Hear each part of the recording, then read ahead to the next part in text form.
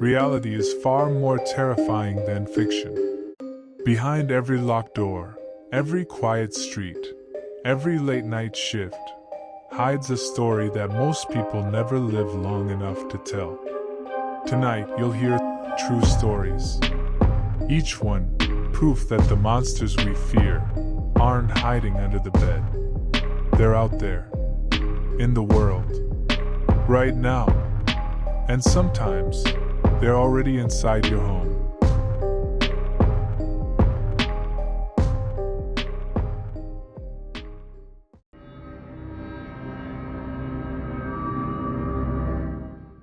Knock at the door. It was just a week before Christmas. A girl, only 14, opened the door of her quiet home, expecting her mother's familiar knock. Instead, she let in something else. A nightmare made flesh. Her family's kindness had drawn danger close. Her mother had been helping a troubled woman, someone who had just been released from a mental institution. That woman's sister, Jean and Rudsky, had been watching. She knew their schedule. She knew when the mother was gone. And that night, she came. A friend managed to escape out the window. The little brother fled, barefoot, to the neighbors for help. But the girl, she was trapped inside. What happened next was so gruesome, so senseless, that even seasoned police officers couldn't shake the image from their minds. When the police arrived, they found Jean standing outside, drenched in blood, knife in hand. Inside the house was a scene that no one should ever see. The girl had been murdered. Her body left in the bathtub. Her head hidden among the Christmas presents. Neighbors said it was a failure of the system. She should never have been free. But for one family, and one little brother who still had presents waiting under the tree, those words meant nothing. Christmas would never come again.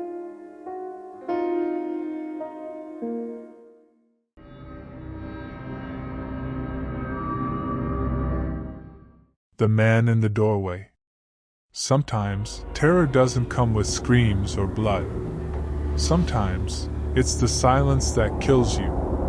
A little girl was asleep in her mother's bed, comforted by the warm summer air drifting through an open window. The house was quiet, too quiet, until their cat padded into the hallway.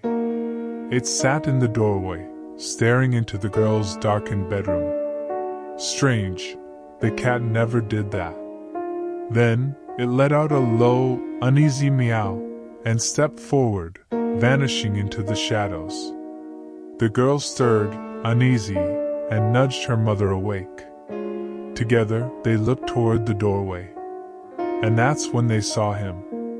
A man. Silent. Motionless. Standing in the threshold. His face was hidden, but his body leaned just enough, as if he had been there, watching them sleep. The mother's heart raced. In a split second of desperation, she grabbed her daughter and hurled her out the window. It was only the first floor, a 3-foot drop. Anything was safer than what stood inside. They screamed for help. Neighbors rushed out. The police arrived within minutes. But when officers searched every corner of the apartment, they found nothing. No signs of forced entry. The front door was unlocked, though the mother swore she had deadbolted.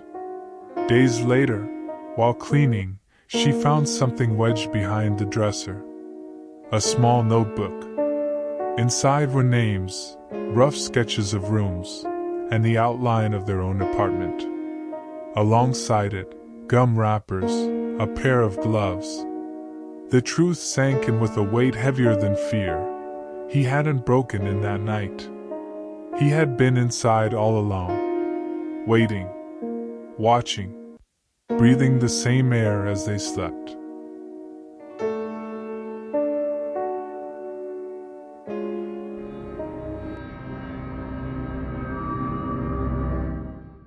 The woman with no nose. Working the night shift at a gas station means you get used to strange customers. Drunks, late-night drivers, people who barely look alive. But nothing prepares you for the ones who aren't supposed to exist. One young worker remembered her well. A homeless woman, with no nose. Her skin sagged where it should have been, a hollow cavity of shadow. One eye was gone, the other, milky, crystal blue, followed him everywhere. She would lock herself in the restroom, wailing, screaming, clawing at the walls for hours. Most nights she seemed broken, fragile, almost human. But then, things changed. One night, she didn't come inside. She stood outside the glass window instead, frozen, staring, unblinking. Her face pressed too close, breath fogging the glass. When he shut the blinds and lifted them again, she was gone. Or so he thought. By the trash bins she appeared. Running. Full sprint. Her mouth stretched too wide, her pupils swallowing her eyes. Her footsteps were too fast, too heavy for someone so frail. He barely made it behind the steel gate before she slammed against it, fingers curling through the bars, nails scraping. She didn't speak. She only watched him. Then, just as quickly, she changed. The woman walked calmly into the store again. This time she looked perfectly normal. Hair combed. Skin smooth. Grabbing a pack of donuts. Smiling even. But the smell, the rot, lingered. It filled the aisles, clung to the workers' clothes, and wouldn't leave. The next morning, police arrived. A body had been found behind the store. A homeless woman. No nose. Her corpse decayed, blackened, hollow. Dead for at least 2 weeks. But when they checked the cameras, she was there. Wandering the aisles. Screaming in the bathroom. Staring through the window. Alive. Long after she should have been in the ground.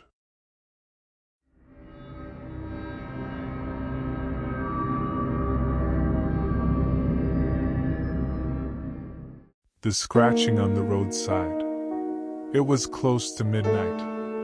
A long, lonely drive through endless trees, the kind you only see in horror films.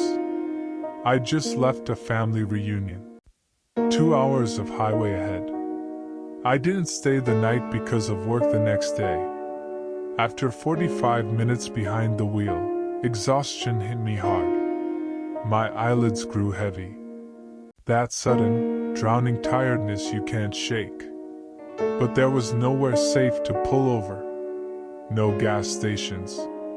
No rest stops. Just black forest pressing in from both sides of the road. Finally, I made a choice I'll regret. I pulled off into the grass, hidden behind bushes. I glanced at the clock. 11:22. Then I let myself drift into sleep. A sound woke me. Scratching. I jolted awake and checked the clock. 11:50. The noise stopped almost immediately. My body felt like lead, my brain fogged. I told myself it was just an animal, and slipped back to sleep. But it came again. Louder. Relentless. The clock glowed 12:40. And that's when the fear set in. If it was just an animal, why come back? Why circle me? I looked in the rearview mirror. For a fraction of a second, I saw it, something running into the trees. Too fast to recognize. Too human to ignore. My chest tightened. My hands shook. Every story about killers on lonely roads flooded back. I jammed the key in and floored it. 100 yards later, I saw it. A car parked off the side. driver's door wide open. I slowed, peering inside. Empty, silent, abandoned. But when I glanced at the mirror, I realized my mistake. From the darkness he came. A man, sprinting around the corner, his voice tearing through the night. Hey! Hey you! Get out of the car! His face twisted in rage. His footsteps pounded the pavement.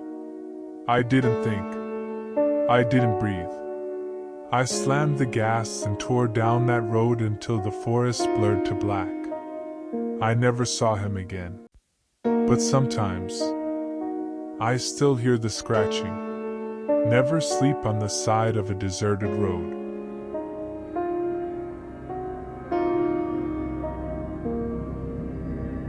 For stories, for lives, for warnings, evil doesn't wait for permission. Sometimes it's the stranger who knocks on your door.